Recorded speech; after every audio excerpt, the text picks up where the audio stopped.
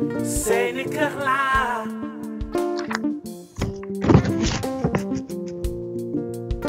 mën na dégloo ci suñu kër FM seeni kër laa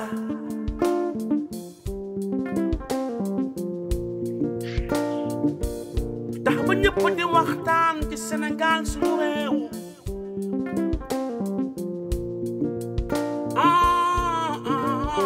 lu jëmale suñu réew kanam loolu mooy lu wóor ñëpp joxe seen xalaat maam lu jëmale suñu réew ba suñu gaal gi moom du mës a suux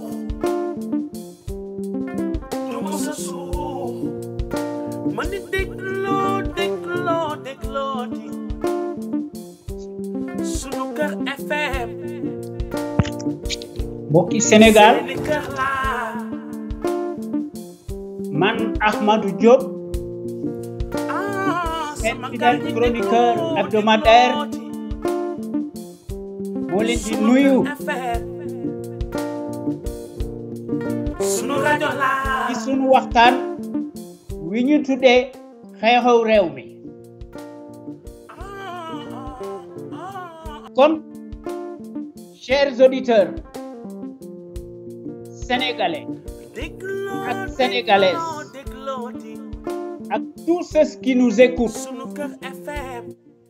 bienvenue sur votre radio Sunu Kër FM yegsi leen ci jàmm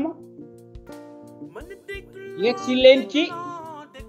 sunu émission hebdomadaire xew-xew réew mi du mardi 17 août 2021 à partir de 20 heures heure de Dakar ki leen koy présenté mooy seen xarit Ahmadou Diop mu nekk en direct à travers les ondes de votre radio Sunu Kër FM, la première radio panafricaine exceptionnelle de renommée internationale qui émet depuis la Californie ci Los Angeles. Kon faisons en sorte que sunu Sénégal gi sorte la tête de l'eau, soit réellement libre, souverain et indépendant. Et ce, dans l'action matérielle sur le terrain. Le régime présidentiel monarchique tel qu'il est conçu est fondamentalement arrogant, liberticide et rétrograde, par définition. Day aggraver un peu plus notre descente aux enfers par la seule volonté d'un Dieu sur terre qui autorise par devers le statut d'immunité qui est source d'impunité dans les faits. Kon bu nu bëggee jëm ci kanam, il est temps d'abroger la constitution moribonde ndax dafa am un caractère offensant, idyllique et blasphématoire, autoritaire. Mooy garantir l'impunité d'un Dieu sur terre. Ndax constitution bii nga xam ne dañu ko dictel élaboré wuñ ko wote wuñ ko à l'unanimité par voie référendaire, ni pensé par nous-mêmes et pour nous-mêmes, si ce n'était la volonté d'un seul homme. Au pays de la Teranga, on dit la République du Sénégal et non sénégalaise. Duma tàyyi di ko wax, il y a nuance, puisque l'étrange constitution est exclusivement écrite en français. dafa nekk une photocopie boo xam ne dañ koy distribuer largement dans les 13 autres pays africains sous tutelle coloniale. buñ ko tuddee woon la République sénégalaise aurait pu avoir plus de tonalité et de portée politique. République française la ñuy wax, République démocratique algérienne la ñuy wax. kon ñun ñi nga xam ne ñoo nekk ci conscience patriotique pour le changement, xam sa réew, bëgg sa réew, jariñ sa réew, sunu existence li ko waral lenn la danoo taxaw temm di jubbanti sunu réew mi ñu teg ko ci jub, ci loxo yu jub, un état régalien am fi de droit, séparation des pouvoirs am fi et une justice impartiale am fi, non soumise, de manière que nous puissions avoir un véritable contre-pouvoir réel, libre, indépendant et souverain. Sans la liberté, kenn mënta tabax lu jag du ma tàyyi di ko wax. Le régime parlementaire est plus équitable et plus juste, mais faut-il que nous ayons des leaders responsables, visionnaires, charismatiques, courageux, à la hauteur et à l'endroit. Loolu moo fi manqué. Malgré le slogan creux, qui n'est qu'un enfumage classique, il n'y a pas eu jusqu'ici un gouvernement du peuple, par le peuple et pour le peuple. La répétition est pédagogique. Hier comme aujourd'hui, depuis 17 ans, notre radio sunuker.com, qui est à l'avant-garde et à la pointe du combat, juste et pour l'émergence du Sénégal, debout et fier de l'être. Sunu radio bu mag bi mësta nekk ci les chantiers battus. Sunu radio bu mag bi day proposer du neuf, te day briser les tabous, te day bousculer les idées reçues, te day populariser la démocratie. Sunu radio bu mag bi mësta nekk ci les conventions de l'establishment, s'inscrit dans sa trajectoire révolutionnaire qui évolue dans le bon sens des valeurs et des progrès immenses, exponentiels, salutaires et indispensables pour que nous soyons capables d'assurer le destin de notre pays sur des bases voulues en toute indépendance et en toute conscience, qu'on le veuille ou non, et n'en déplaise à la pestilentielle apérisée. Notre média est devenu net, un phénomène de société, reste le seul à aborder librement les sujets les plus variés qui sont considérés comme la loi de l'omerta, en particulier la gouvernance politique, bancale, ethnique, que les médias serviles du service public, les mêmes patronymes particuliers, la maison de la presse, APS, loolu moo am ci RTS, la radio télévision Racine Talla Macky Sall, loolu moo am ci Le Soleil, jant bi Yaxa Mbay day xarmat waaye day saaga, et même tous les médias privés ak publics daanaka ñoom ñëpp day passé wu au peigne fin, tous arrimés et deviennent de facto des instruments alimentaires politicards soumis aux ordres monopolisés par le pouvoir calamiteux, tortionnaire, usurier. Dañuy xam noppi waaye sunu rajo bu mag bi mooy mottali seeni ndëngate, tant par la qualité des informations qui sont publiées à travers notre radio sunuker.com que par les analyses pertinentes des sentinelles sénégalaises à travers notre radio Sunuker FM,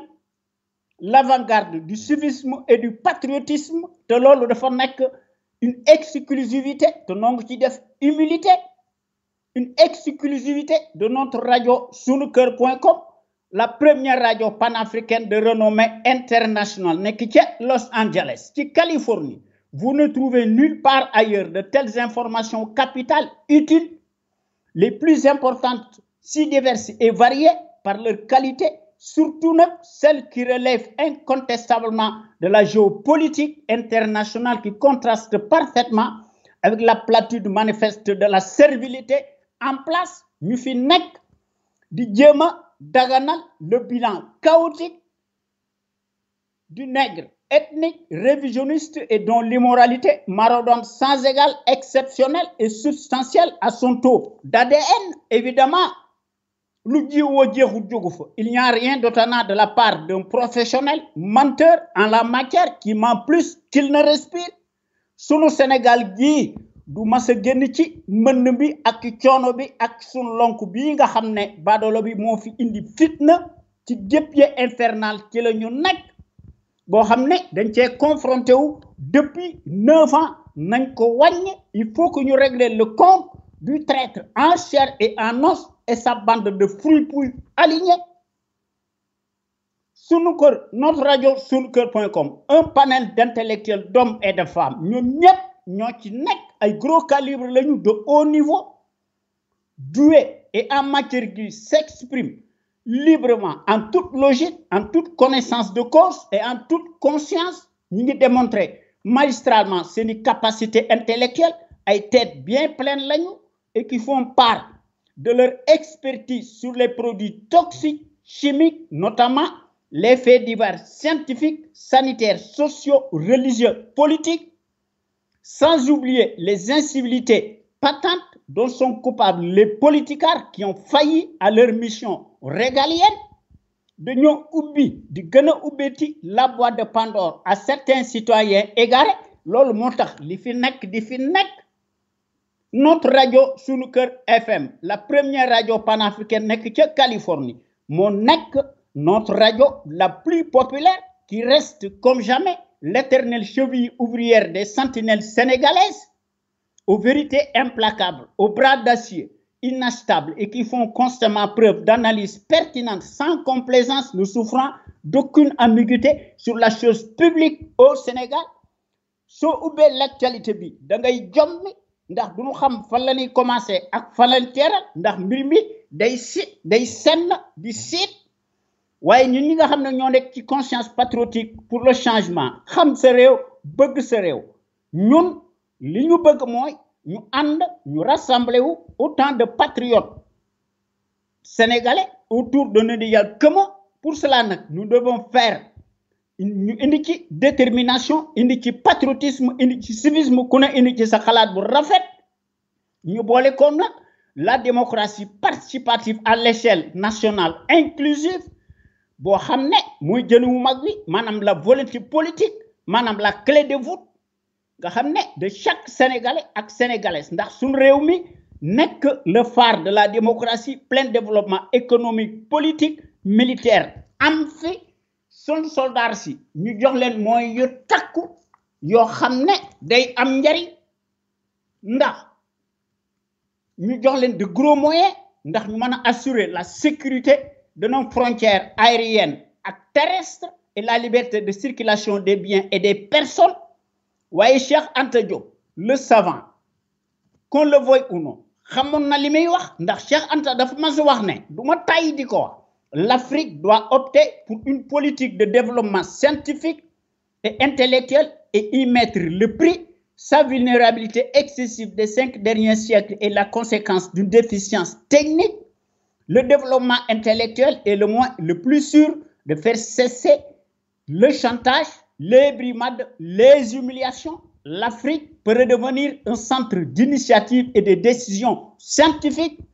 Au lieu de croire qu'elle est condamnée à rester l'appendice, le champ d'expansion économique des pays développés, loolu moo tax ñu nekk ci suñu combat légitime nous mën a def nanan takku ñu réformer impérativement le régime présidentiel moribond prédateur par définition ñu remplacer ko indiwaat fi le régime parlementaire leneen lu ñu def day nekk lu dul un coup d'épée dans l'eau. Nanu tabaxat sun réew mi indi fi des principes démocratiques et des institutions fortes, inviolables, respectées par des patriotes sénégalais imbus de la fibre d'honneur. Suñ fi bëggee am wax dëgg yàlla une gouvernance irréprochable ndax loolu dafa nekk liggéey bu rëy boo xam ne dañ cee war a attelé wu kon il faut que ñu créer vraiment les conditions obligatoires d'une véritable gouvernance politique, économique, saine, transparente, financière, attentive, et ce, sur la base de nos intérêts vitaux et légitimes, incessibles de la nation sénégalaise. Et pour ce faire, il faut que nous ayons de véritables sentinelles sénégalaises impartiales, charismatiques, de manière qu'une impulsion dynamique pérenne amphi. Cela étant, il faut que nous cultivions le patriotisme, la démocratie, la justice et la justice sociale, l'éthique, l'équité, l'unité nationale, la sécurité, tout ce qui manque dans le xew. Comme nous donnons taxaw thème wax deug yalla di rehausser l'étendard de nos valeurs, pour cela nous devons nous inspirer et puiser dans le trésor inestimable de nos valeurs hommes d'honneur yo xamné dañoo wara jàngale ci sunu université yi ci sunu collège yi ci sunu daara yi ak sunu école primaire yi seeni téere ndax ay sufi yu mag lañu bu ñu fàtte aussi Lat Dior Ngoné Latyr Diop, l'homme de la résistance armée, notre héros national qui combattit farouchement l'armada coloniale pendant 24 ans, malgré la supériorité numérique, a versé son sang et marqué d'une empreinte digitale. Sa vie a livré des combats acharnés sans merci face à l'armada du colonialisme repoussant. Lat Dior Ngoné Latyr Diop, notre héros national qui tomba sur le champ de l'honneur, les armes à la main, à la bataille de Derklé, le jeudi 27 octobre 1886, avec 2 de ses enfants majeurs, Moutiendala Niabas et Sakhawer Niabas. Nga xamné bis bobu beaucoup de ces guerriers ils laissèrent leur vie yana len yalla xaré aljana mu ci combat de marque bobu célébrissime dans l'histoire du Sénégal. En tout cas, ci Kajoor, n'importe qui ne pouvait pas prétendre le titre de Damel di Kajoor. Ndax ci jamono jooju boo bëggee nekk Damel di Kajoor li ngay woote danga koy nuru ndax il fallait avoir l'esprit du sacrifice et la capacité de résistance. Te nga war a nekk un homme de poigne te doo trembler comme une feuille morte. Te nga war a subir nag autant d'épreuves d'endurance et combattre en même temps sur le terrain des hostilités. Te Lat Dior Ngoné Latyr Diop def na ko à l'âge de 15 ans keneen defu ko ci àdduna kon gàcce ngalaama Lat Dior Ngoné Latyr Diop. Waaye sunu Sénégal yi nga xam ne des temps modernes méconnaissables kenn xàmmeetu ko non soi-disant présidentialiste de la République des ténèbres te ku ci jiitu muy Macky Sall nga xam ne fen na ba jàll ndax ci Sénégal fen ak xaalis mooy fale du am njàng du leneen ñoom ñëpp dañoo nekk des multimilliardaires par des raccourcis politiques, des postes de nomination tànn sa bu la neex nga xam ne se réduisent en roitelets pour n'être que des clowns de pacotille entre deux garde-corps nga xam ne se donne nag la qualité de dirigeant imaginaire. Bu ñu fàtte aussi jàngkat yi nga xam ne de la trempe de Cheikh Anta Diop ak Mamadou Dia nga xam ne dañ leen war a jàngale seen xam-xam. Il faut que ñu cultiver fi le civisme chez les populations ndax le civisme moo nekk le réflexe décent de tout citoyen responsable qui a sa place dans la société. Le civisme implique le savoir-faire et la civilité lorsqu'il s'agit de la chose publique. Donc, en tant que citoyen à part entière, soo amee ay droit da nga war am ay devoir waaye ñun ñi nga xam ne ñoo nekk ci conscience patriotique pour le changement xam sa réew bëgg sa réew bokk nañ ci l'avant-garde des consciences yi nga xam ne dañoo bëgg a yéen nit ñi exclusivement sur la chose publique te loolu ñu ngi ciy def liggéey bu rëy de manière que chaque Sénégalais ak Sénégalaise fu mu mën a nekk ci adduna bi da ngaa war a armé wu de ton bulletin de vote nga seet ki nga xam ne mandu na sàccut ñu woteel ko en toute logique et en toute conscience. Seet ki nga xam ne mooy défendre par son altruisme l'intérêt général ñu woteel ko waaye loolu day du ma tàyyi di ko wax kenn séntu ko ci Macky Sall ndax ñëpp xam nañ ne Macky Sall ay carte moo tax ba mu falo waaye gëw ma ne de ay carte moo du ko fi jëlee leneen moo ko fi jóge kon Macky Sall est réfractaire à la démocratie kon doona war a génn ci suñuy cirques électoraux yi ñu utiliser d'autres paramètres distincts des cirques électoraux ndax pour changement réel en action matérielle la ligne droite nag est la plus rapide. Il ne sert à rien de courir, il faut partir à point nga xam ne suffrage universaliste du génne Macky Sall ci pouvoir bi il faut que ñu génn ci suñuy arme conventionnelle pacifique ñu contraindre ko par la force mu neex ko mu naqari ko mu bandonné ko lui-même ndax l'issue des scrutins de pacotille en Afrique ñu ko joué dans la cour des voleurs en bande organisée ndax dañuy gis ne mbir mi dafa nekk une simple formalité administrative qui passe comme une lettre à la poste kon sunu Sénégal gi mënta échapper vraiment aux contingences mondiales obligatoires spécifiques à chaque peuple ndax sunu Sénégal gi yilif boppam te loolu notre rajo sunuker.com nekk ca Los Angeles moo nekk notre rajo la plus crédible par son patriotisme actif ndax sunu rajo bu mag bi dafa am des qualités exceptionnelles la qualité nag est avant tout un état d'esprit qui vise à l'excellence yokkute am fi ci jikko won ko askan wi bu leer naññe loolu la sunu rajo bi am ak góor yi nga xam ne ay sentinelles sénégalaises lañu qui s'expriment en toute logique, librement, en toute indépendance et en toute conscience sur des bases voulues et qui compensent par leur esprit alerte la bassesse et la médiocrité d'une certaine classe politicarde, plutocrate, multimilliardaire des raccourcis politiques, les sentinelles sénégalaises qui s'expriment à travers notre radio Sunuker. Nous avons une logique crédible, patriotique, nationaliste bien placée qu'elle distille dans les consciences sénégalaises pour que Sunu Sénégal gi top ci sur la trajectoire des grandes nations émergentes nga xamné ku lon togn ñu digalé ko yow bam saf sap ndax ñepp xam nañ né quant à elle manam notre radio sunuker.com historiquement et présentement elle est par définition la référence exemplaire et à la différence d'une certaine caste servile stable de référence s'accommode mécaniquement et hystériquement par la désinformation et la manipulation n'agit qu'au doigt et à l'œil du régime capitulaire négationniste et de son chef valet, menteur professionnel, mécréant, franc-maçon, nègre de service. Notre radio sunuker.com, fidèle à elle-même dans sa ligne auditoriale qu'on lui connaît, reste le rempart de la démocratie réelle qui porte par excellence la marque du support médiatique sénégalais, le plus libre pour son indépendance plausible par rapport à un exécutif corrompu, juste et parti impulsif et qui dicte par devers sa propre loi arbitraire au nom de la tyrannie pour faire taire toute voix discordante des opinions libres. Ndax sentinelle sénégalais si nekkuñu fi rek di ngagni wala di wax lu leen neex ndax ñepp xam nañ ne comme vous le savez votre fidèle serviteur chroniqueur hebdomadaire et votre nga xam ne chaque semaine damay aborder un sujet et par audio ndax damay jéema décrypter objectivement en apportant les traitements objectifs indispensables et ce sans complaisance d'aucune sorte ndax sunu Sénégal gi si nous voulons sortir de la dépendance dynamique humiliante nous pouvons la pauvreté n'est pas un fatalisme, c'est une question de fibre patriotique, d'abnégation et de volonté politique et d'altruisme. La défense des intérêts d'un peuple est toujours proportionnelle au degré de sa conscience. Le panafricanisme ne peut être en aucun cas source de casus belli. Pour ce faire, nous devons absolument l'obligation d'opérer une véritable rupture nette radical, nous nationaliser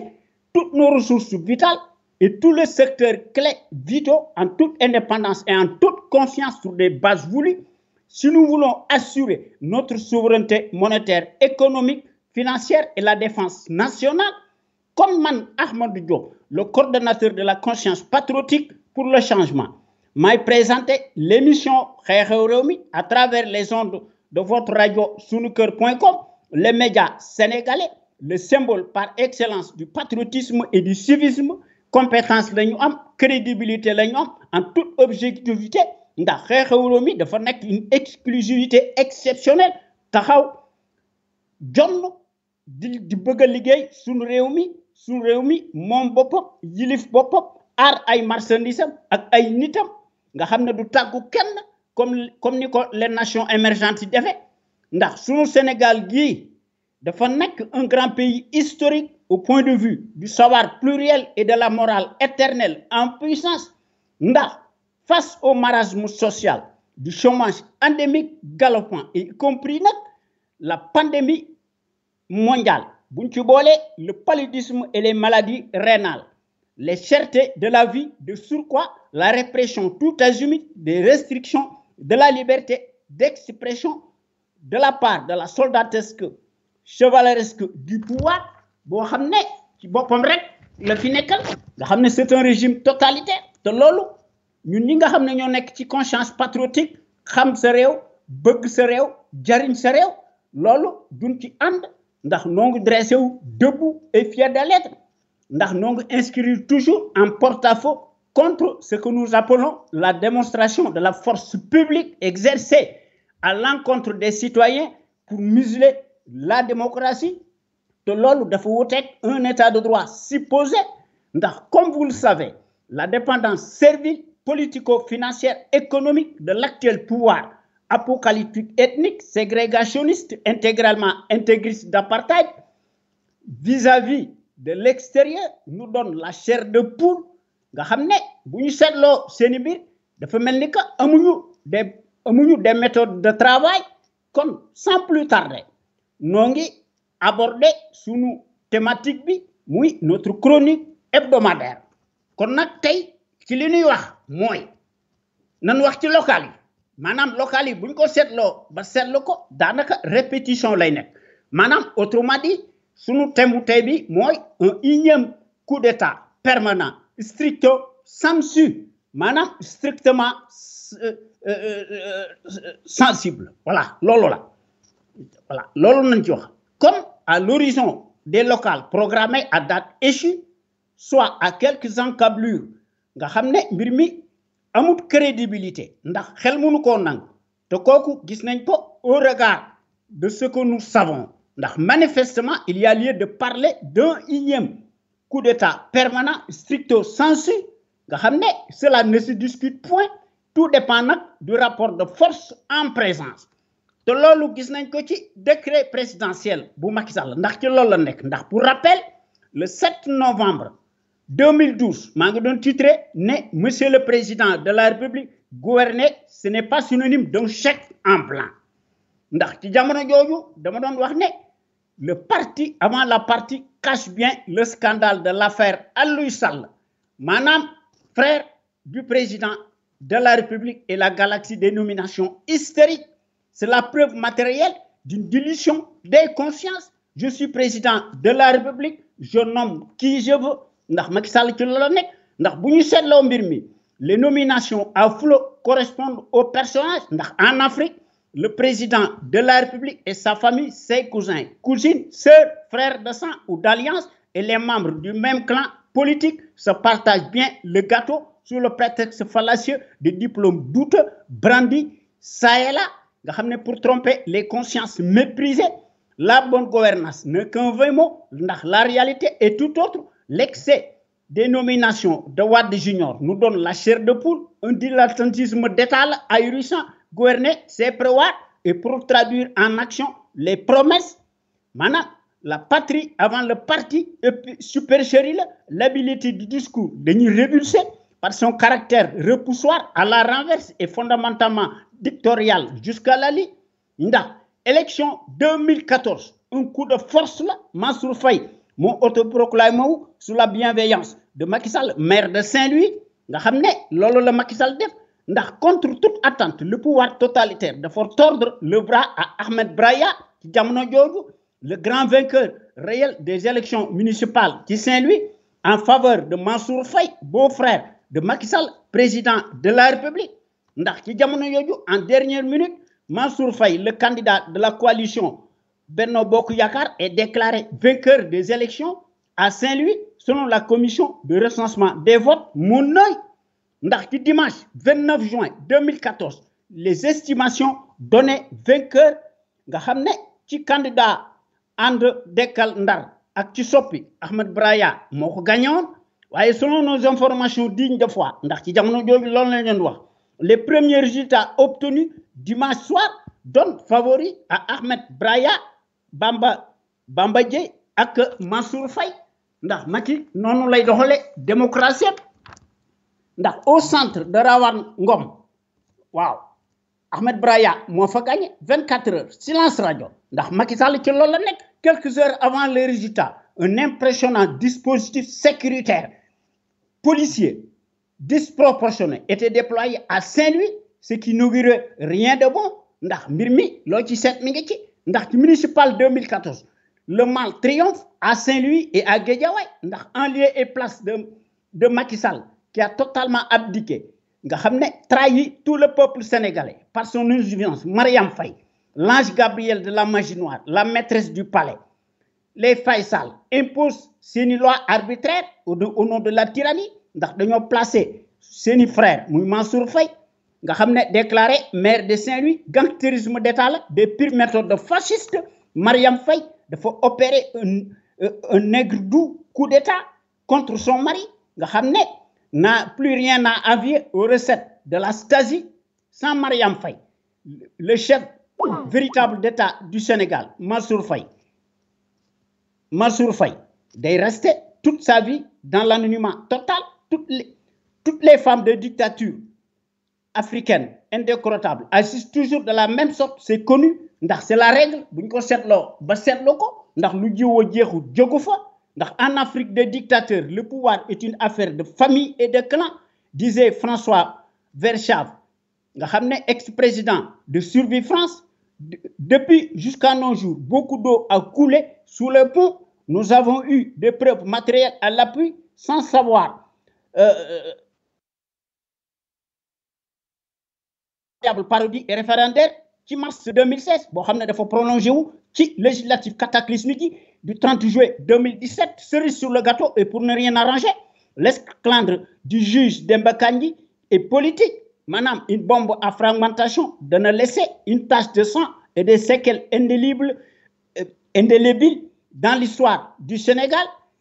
Aussi longtemps que cela puisse, aussi burlesque que cela puisse paraître, comme on s'y attendait, malgré les charivaris torrentiels de toute une littérature debout et contre vents et marées, comme prévu, le verdict planifié de tomber comme un coup près qui élection présidentielle yi nga xamné danaka amu fon ndax Macky dafa addu kalpe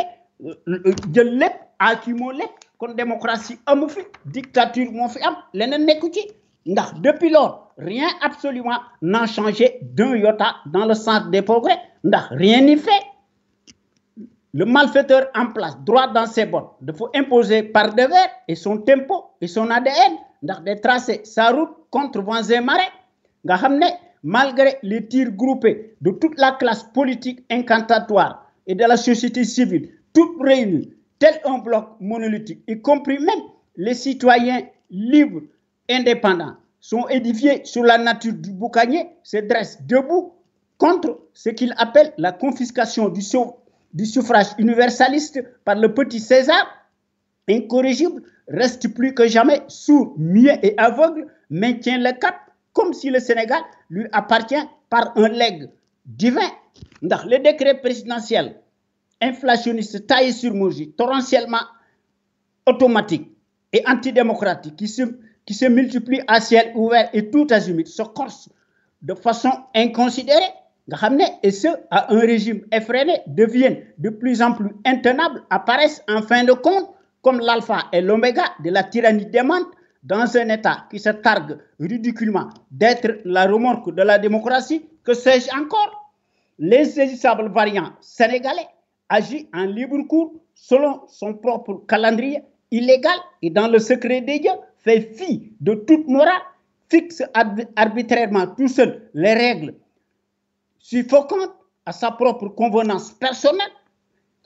Le changeant, mais décrété systématiquement par-dessus tout et par devers et systématiquement ces décrets cataclysmiques inflationnistes et ceux à bras raccourcis et dont l'objectif inavoué est de nature à organiser à tout prix et à chaque fois qu'il est nécessaire des parodies électoralistes qui passent comme une lettre à la poste. Après avoir décrété le département de Kermassar à quelques encablures des locales prévues le 23 janvier 2002 pour des raisons de politique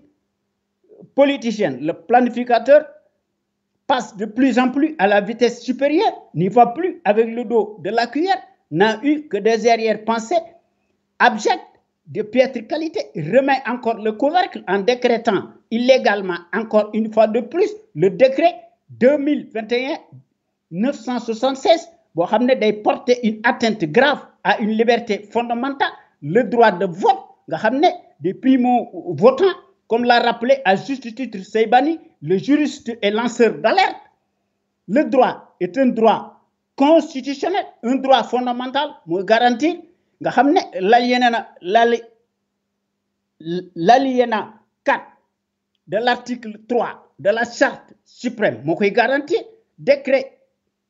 2016-2032 du 19 décembre 2016 nga xam ne moo doon accepté comme preuve de l'identité du citoyen la production d'un extrait de naissance datant d'au moins 2 ans accompagné d'un certificat de résidence ndax ci 2017 loolu dafa arrangé woon Macky Sall ndax moo ko permettroon mu mën a produire massivement dans le secret des fraudes massives au point que les morts ci jamono jooju avaient voté massivement plus que les vivants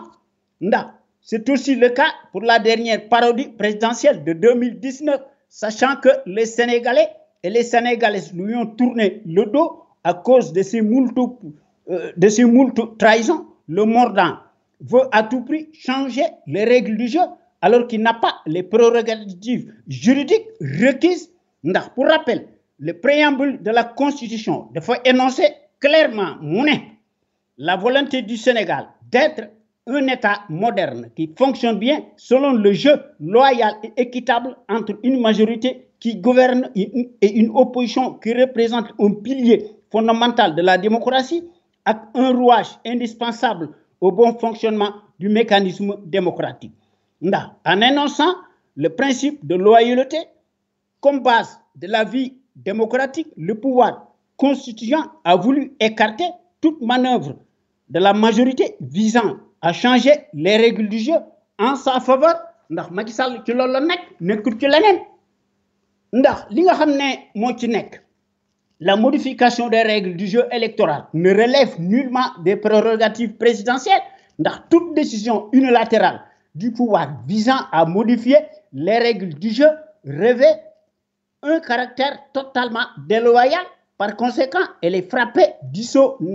manifeste d'inconstitutionnalité. C'est clair, net et précis. En d'autres termes, il n'appartient nullement au président, chef de l'exécutif, de fixer le montant de la caution. Maintenant, en vérité, toutes les décisions présidentielles visant à écarter des candidats potentiels ou supposés relèvent de l'arbitraire sont toutes illégales, même si l'assemblage des godillots, mouille la caisse de résonance et d'enregistrement est sous la botte du tyran, entre autres des lois liberticides, notamment les parrainages et en particulier le code de communication électronique. La tête baissée en fermant leurs yeux, il faut le dire tout haut, sans langue de bois et de façon audible, tangible. Kon nak sunu émission tay bi du 17 août jeexna kon maa ngi leen di jox rendez-vous talaata bii di ñëw maanaam mardi prochain à travers les ondes de notre radio Sunu Kër FM, votre radio, la première radio panafricaine nekk ca Californie muy sunu radio exceptionnelle bu mag bi de renommée internationale. Jërëjëf, merci et à très bientôt.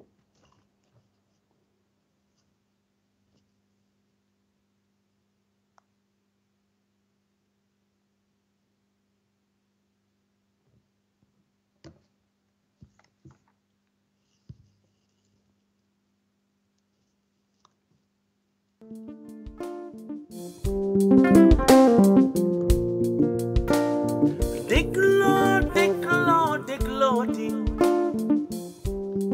Sunu Kër FM seeni kër laa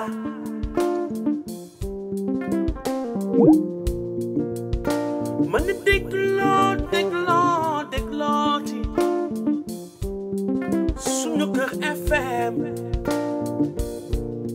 seeni kër laa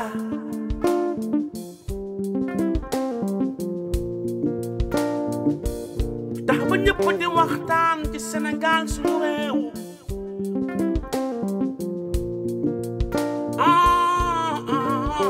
lu jëmale sunu réew kanam loolu mooy lu wóor ñëpp joxe seen xalaat maam lu jëmale sunu réew ba sunu gaal gi moom du mës a suux du mës a suux ma ni déglooti sunu kër FM seeni kër laa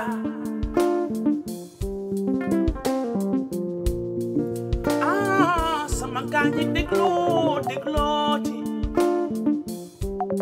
sunu kër FM sunu rajo laa